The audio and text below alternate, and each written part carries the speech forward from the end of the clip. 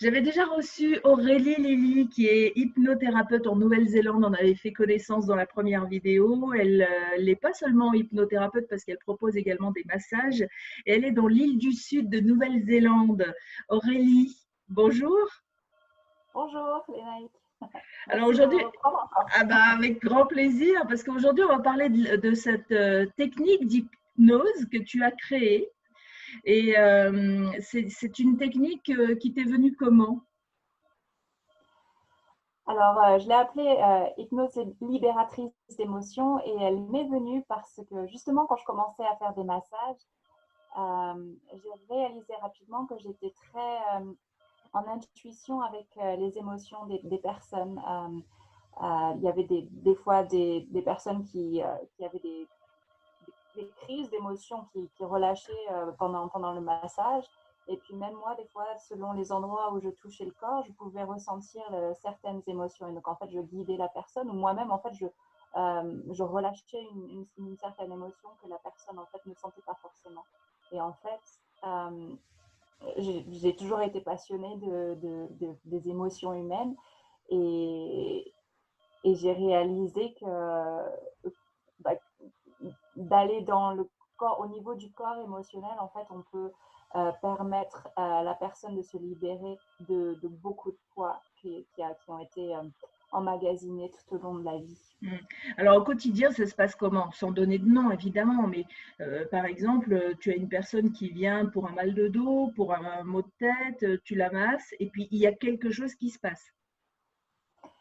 Ouais, c'est assez aléatoire. Je pense que ça dépend la personne, comment elle est prête et réceptive. Quand la personne a encore beaucoup d'appréhension, qu'elle ne me connaît pas bien, bah, généralement, hein, c'est du donnant-donnant. Donc, je vais peut-être un peu moins ressentir la personne, mais des fois, c'est juste incroyable.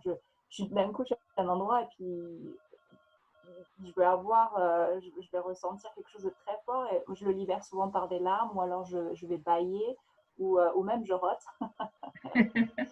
Oui, ça c'est vrai que c'est tous les thérapeutes font ça, hein, c'est rôter, bâiller, etc. C'est vraiment un signe de libération. Donc il faut pas s'inquiéter. C'est vrai qu'au début, si on ne sait pas, ça peut surprendre.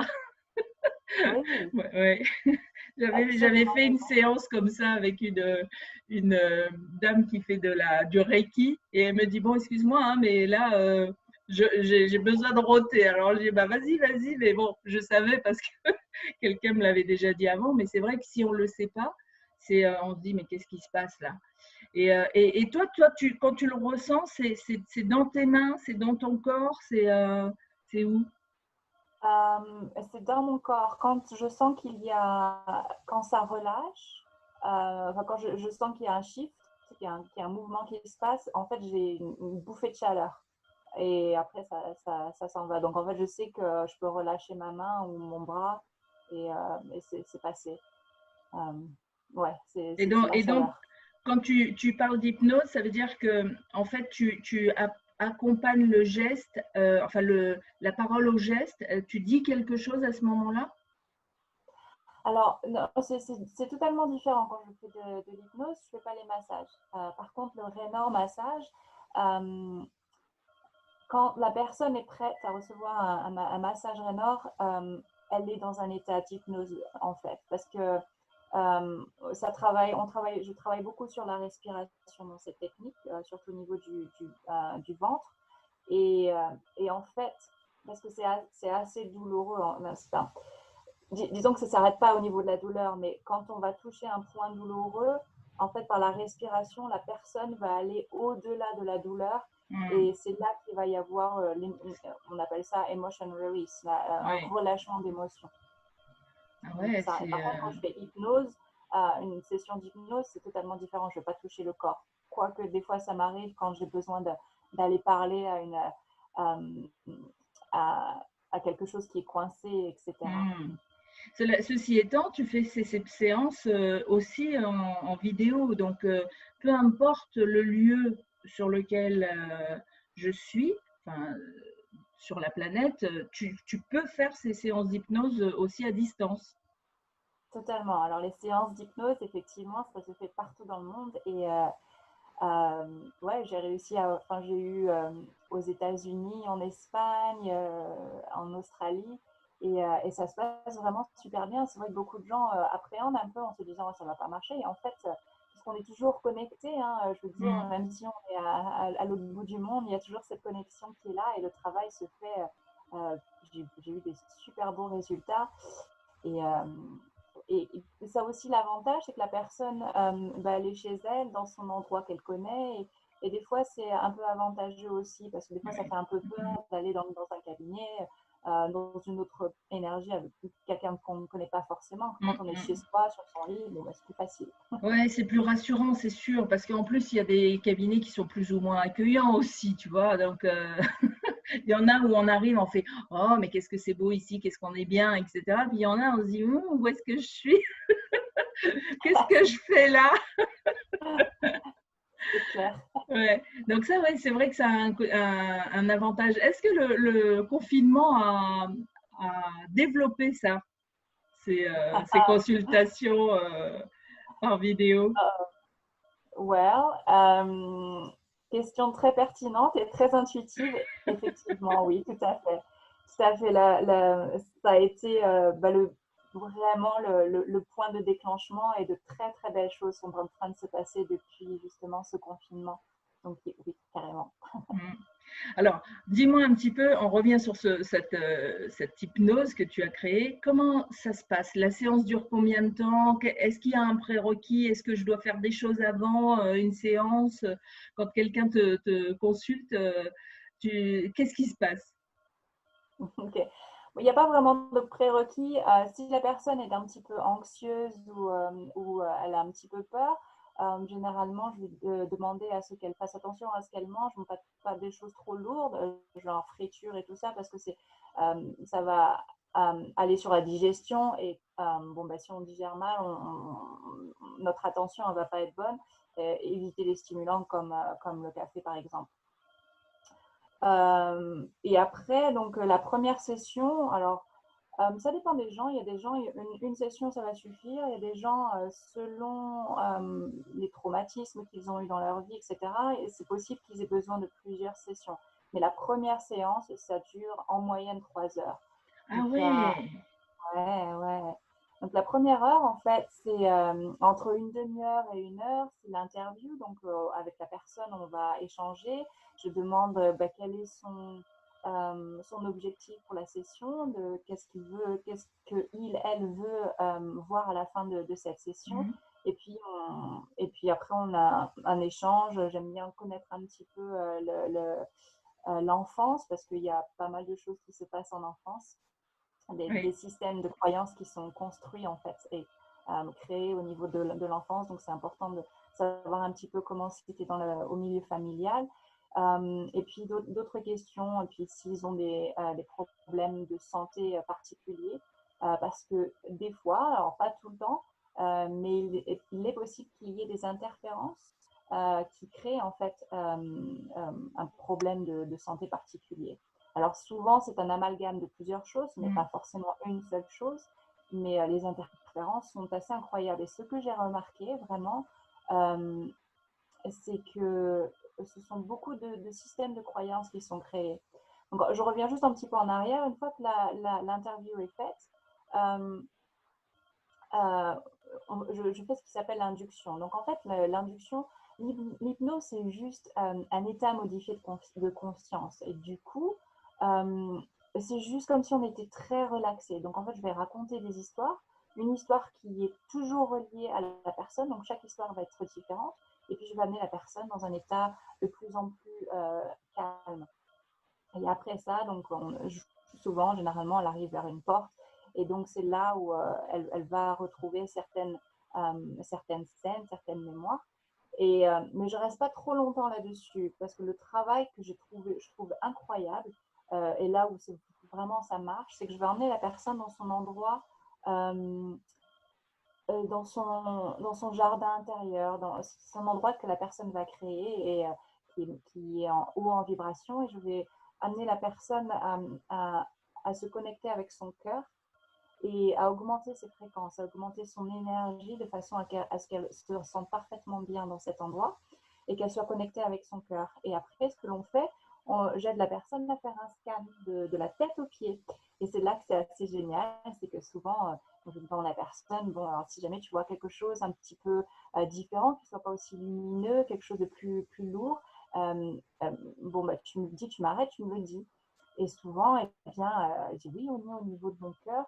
Et là, du coup, on retourne à l'origine de, de ce qui se passe. Et en fait, aussi, je fais parler l'interférence.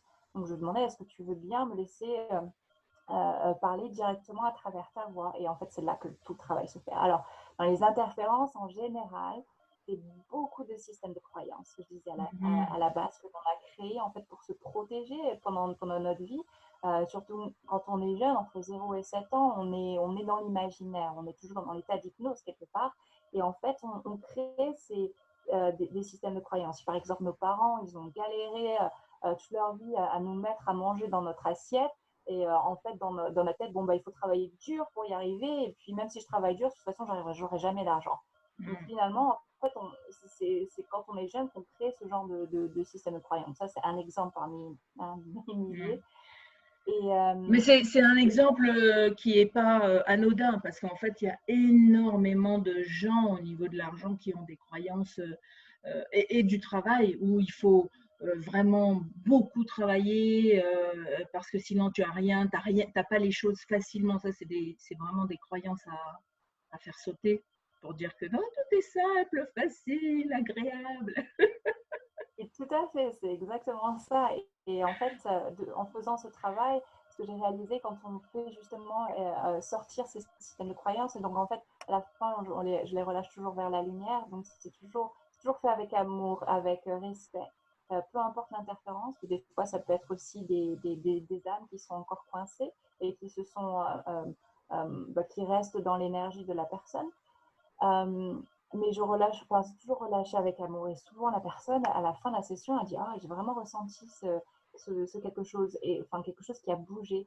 Et après, la personne, je l'aide à remplacer avec quelque chose. Ça peut être un mot, une couleur.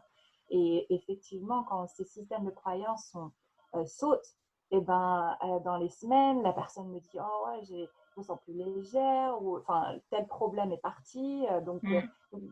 Donc effectivement, c'est assez magique comme. Ouais, c'est une clé extraordinaire. Et tu as dit aussi tu as donné une autre clé, c'est que quand on libère quelque chose, ça veut dire qu'il y a une place qui est vide. Et comme cette place, ben, il faut la remplacer par quelque chose parce que la nature a horreur du vide. Donc, plutôt qu'elle soit remplacée par quelque chose dont on n'a pas conscience et qui serait encore une source de blocage, donc autant la remplacer tout de suite par de l'amour, et c'est ce que tu fais, par de l'amour ou une couleur, enfin la personne choisit ce qu'elle veut y mettre, quoi.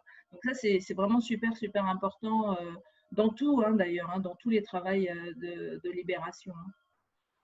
Ah, mais totalement, ça c'est clair. Et j'ai regardé, enfin, il y a tellement de techniques maintenant, et il y a enfin, une technique que j'aime bien écouter, et justement, il n'y a pas ce remplacement. Et j'ai la sensation, et comme tu dis, que bah, ça peut, du coup, ça laisse un vide, et c'est possible en fait qu'il y ait encore une nouvelle interférence qui vienne, Eh puisque oui, oui. la façon dont je vois les choses, c'est vraiment, c'est, les interférences vibrent à un niveau de basse fréquence quelque part. Et ce qu'il faut, c'est remplacer à quelque chose de plus haute fréquence. Alors, s'il n'y a pas de remplacement à plus haute fréquence, bon, bah, effectivement, on va encore de nouveau attirer quelque chose de Eh basse oui, fréquence. c'est Enfin, ça. c'est possible. Et puis en plus, on fait tellement de choses inconsciemment, comme tu le disais, c'est entre. En fait, moi j'ai appris entre le moment de la naissance et jusqu'à l'adolescence, voire fin de l'adolescence, on accumule, on voit des choses, donc on a des informations, des blessures, et automatiquement on crée effectivement une réaction en chaîne, et où j'enfouis ça très profond ou je le libère tout de suite, mais souvent on enterre ça et puis on se met des carapaces. Et effectivement, quand on fait sauter les carapaces, eh ben, on se dit waouh, mais je ne savais pas que j'avais ça, ou je n'avais pas réalisé que j'avais ça, parce que tout s'est fait à un niveau inconscient.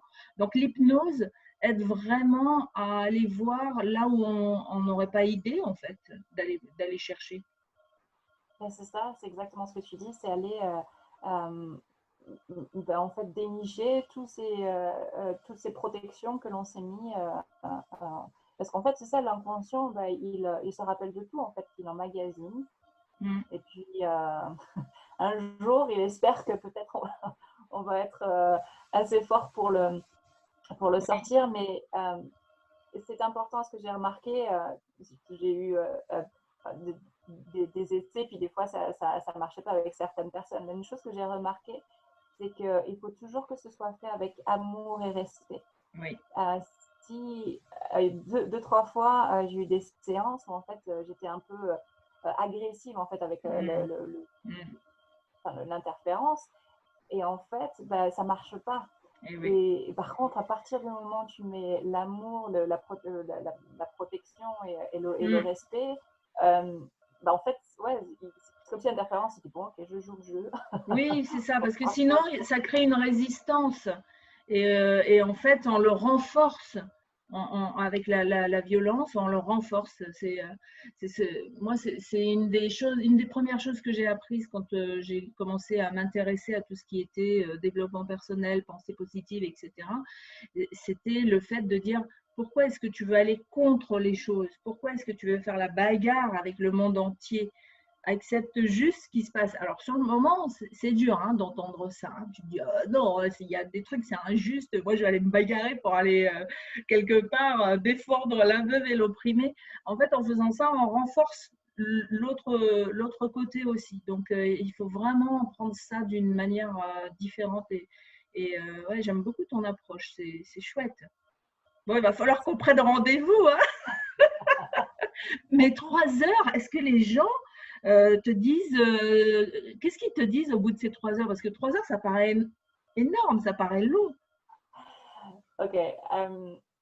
Alors oui, tout le monde souvent a la même réaction que tu as au début. Et puis, une fois que la session est finie, une des premières questions que je pose, c'est combien de temps tu penses que tu as été sous hypnose? Et 3/4 du temps, le temps est diminué au moins de moitié, si ce n'est pas plus. Donc souvent, la personne me dit oh, j'ai l'impression d'avoir été hypnotisée 45 minutes. Et puis finalement, c'était 1h30, 2 heures.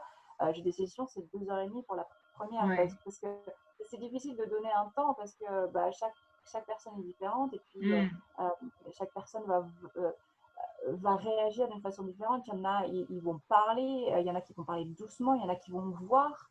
Il y en a qui vont juste ressentir.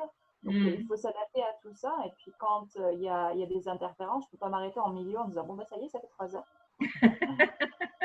Ce qui arrive quand on va voir, par exemple, un médecin. Bon, salut. Ah bon, déjà?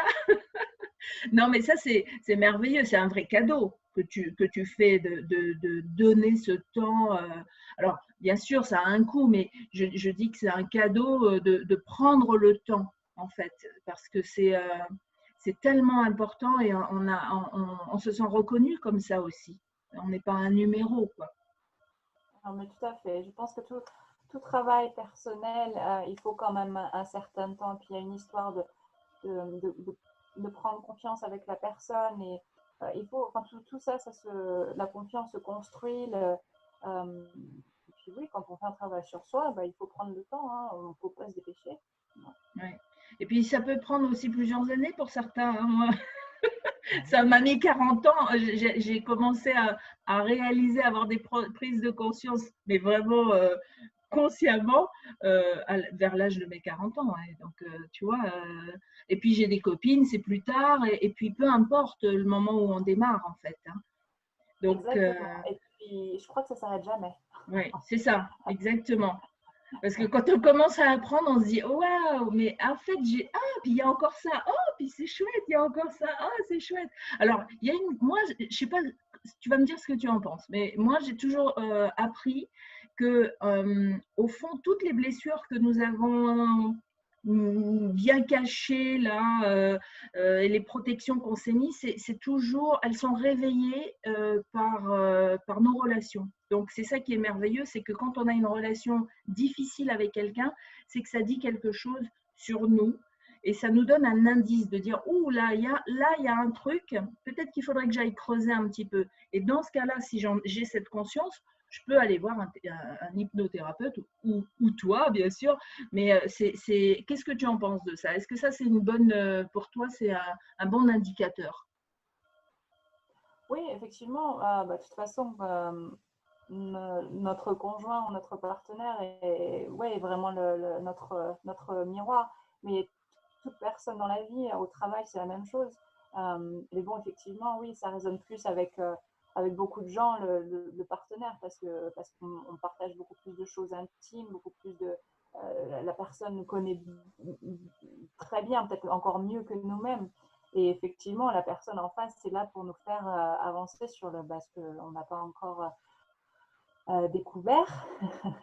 Donc oui, oui, absolument, je suis d'accord. Donc, si j'ai des problèmes de couple, si j'ai des problèmes au boulot, si j'ai des problèmes avec ma famille, etc., c'est une bonne raison pour aller m'occuper de moi et voir qu'est-ce qui fait que ça se produit en fait. Hein? Oui, oui, ça peut être une technique comme une autre. Après, l'hypnose, c'est une technique. Chacun va être appelé, enfin, ça résonne ou ça résonne pas avec nous. Si on a des problèmes de couple, l'hypnose, ça peut aider, mais peut y avoir aussi plein d'autres outils. Hein. Donc, ouais, c'est ça, il Oui, faut… il faut choisir la méthode de toute façon avec laquelle on a une sorte d'appel, quoi. Si quelqu'un regarde cette interview et se dit, ah mais oui, mais moi, tiens, ça m'intéresse, hop, il faut y aller. Il ne faut pas se forcer, évidemment, à faire un truc parce que la copine a dit oui, c'est bien, etc. Il faut le sentir un petit peu aussi. Hein. Et ça donnera de meilleurs résultats, d'ailleurs, que si j'y vais à reculons. Exactement. Mais ce que je trouve… c'est dingue, en fait, l'hypnose peut travailler sur tellement, tellement de points.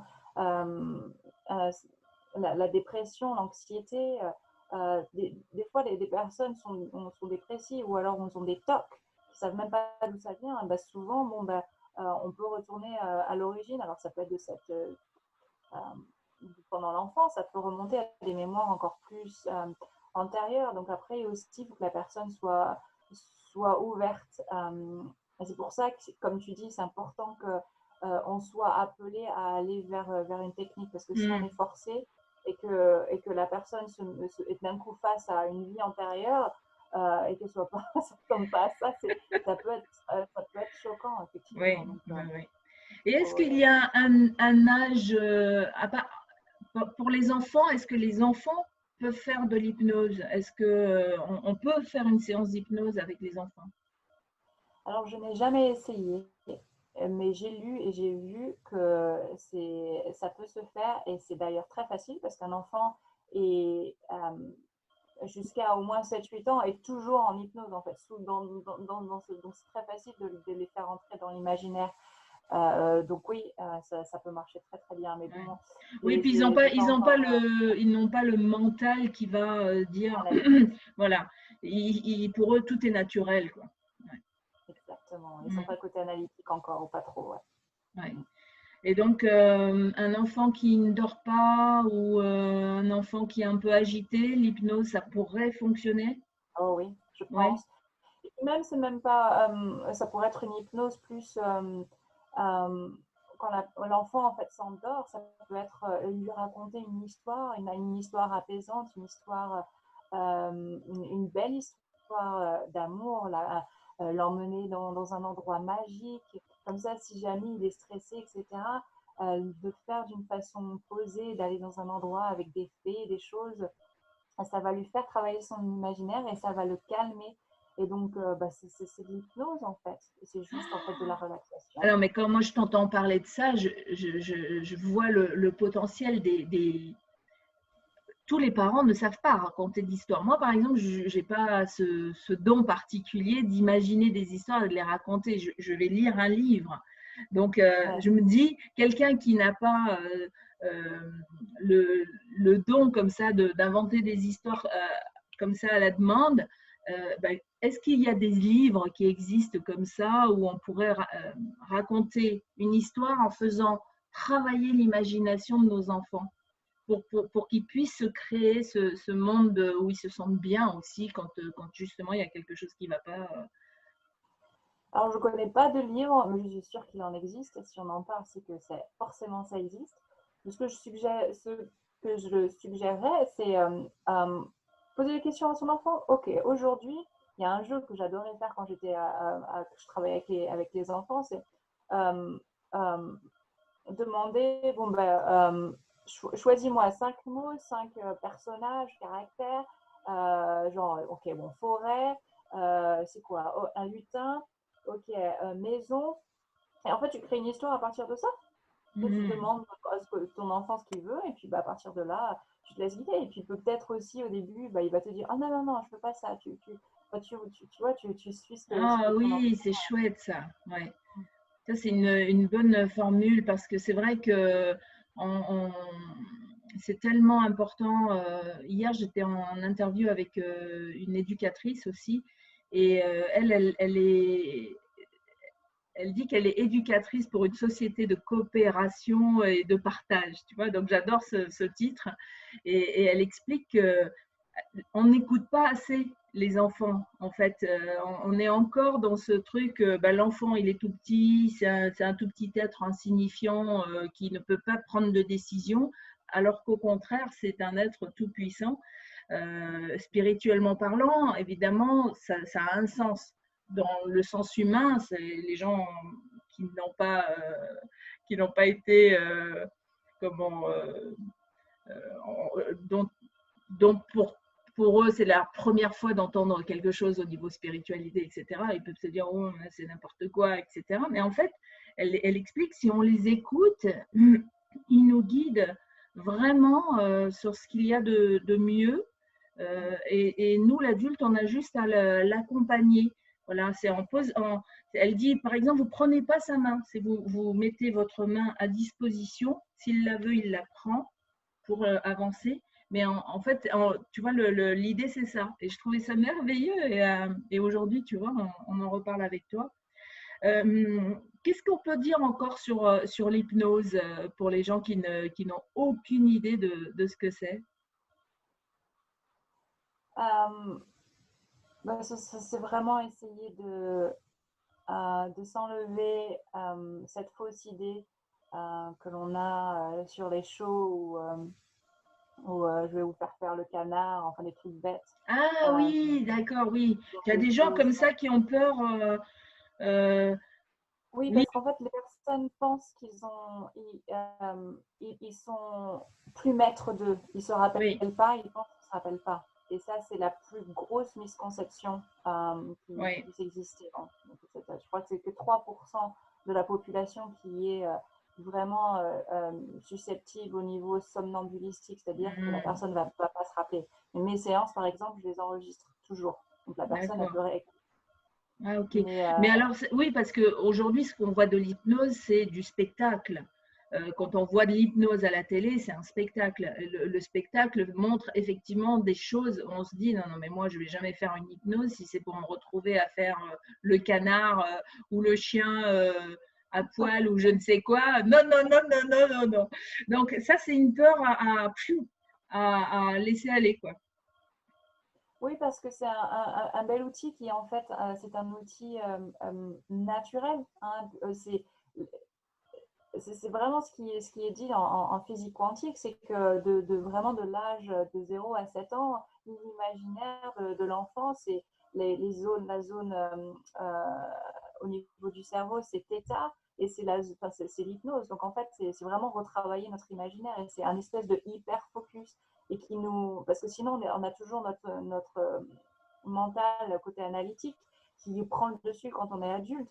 Donc en fait, l'hypnose, c'est simplement mettre le côté analytique de côté et refaire confiance à notre intuition. Et en fait, on se rappelle de ce qui s'est passé pendant les séances. Et même s'il y a une distorsion de temps qui est assez rigolo, la personne va se rappeler. Mais vraiment, je lui demande, est-ce que tu penses que tu as été hypnotisé? Et souvent, ils disent, je pense, mais en même temps, je me rappelle de tout, donc j'ai pas la sensation. Mais Oui. c'est un état naturel, on l'a juste oublié. Hmm. La relaxation, c'est juste être apaiser, calmer et Oui, se d'ailleurs, libérer. c'est ça. C'est comme quand on fait une méditation. En fait, l'hypnose, c'est pas. En réalité, quelque part, c'est pas toi qui agis, c'est nous avec les mots et les phrases que tu vas dire, que nous allons mettre en place ou pas d'ailleurs. On va l'imaginer d'une manière ou d'une autre, et c'est nous-mêmes qui faisons le travail au fond sur nous-mêmes, avec juste toi et ta voix qui guide. En fait, c'est ça.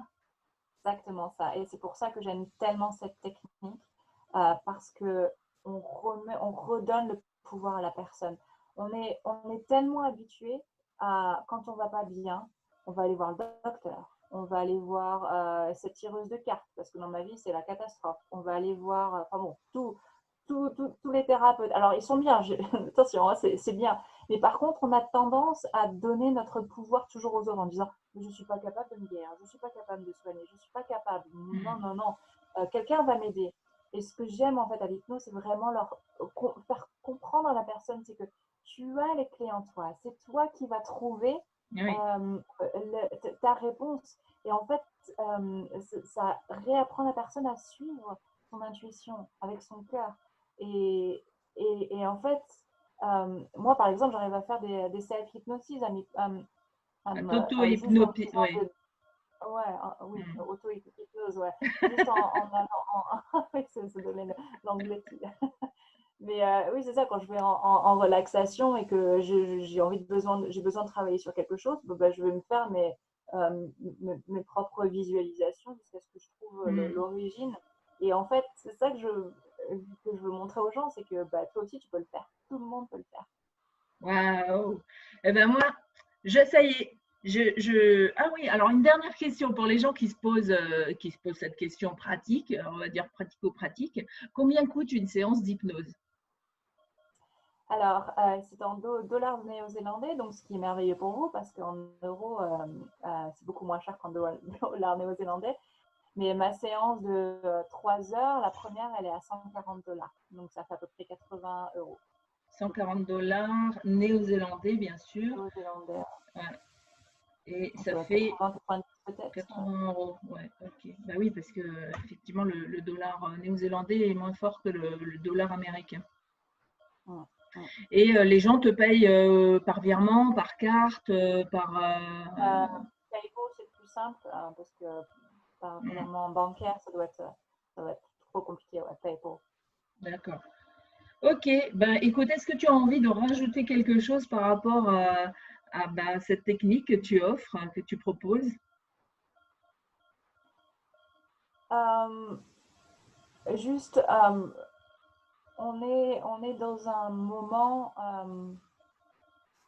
assez crucial où il est important enfin, il y a beaucoup de remises en question sur qu'est-ce que pourquoi est-ce qu'on travaille, pourquoi est-ce on est dans cette société. Il y a tellement de choses qui bougent, etc.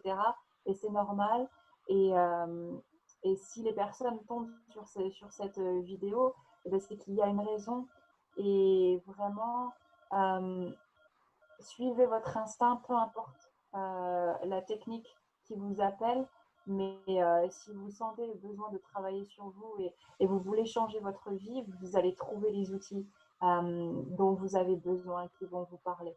Euh, tout est à parfait moment, à la parfaite étape. Juste suivez votre instinct, c'est vraiment le mot que je du dernier message. Merveilleux. Merci Aurélie. Merci de m'avoir accepté encore, Lénaï, j'apprécie beaucoup.